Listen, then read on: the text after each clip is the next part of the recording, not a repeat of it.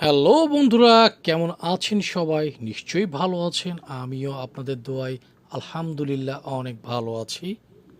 চলে আসলাম আপনাদের মাঝে আরও একটি ছোট্ট মিনি ভ্লগ নিয়ে। ঝিনাইদহ জেলার কালীগঞ্জ উপজেলার বারোবাজারে রয়েছে মোগল ও সুলতানি আমলের বেশ কিছু নিদর্শন। তার মধ্যে ইতিহাসের সাক্ষী এই গলাকাটা মসজিদ। বারোবাজার থেকে তাহিরপুর যাওয়ার রাস্তার পাশেই মাঝারি আকৃতির ৬ গম্বুজ বিশিষ্ট এ মসজিদ অবস্থিত।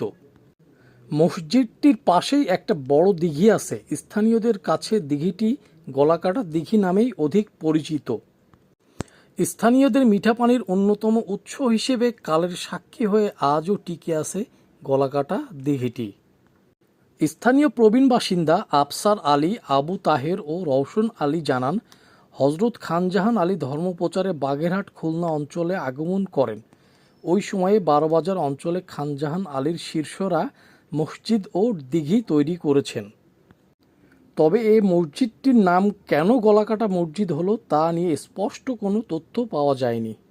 তো খুব সহজেই পরিবার পরিজন বন্ধুবান্ধব আত্মীয়স্বজন নিয়ে আপনারা চাইলেই ঘুরে আসতে পারেন বারোবাজারের গলাকাটা মসজিদ থেকে।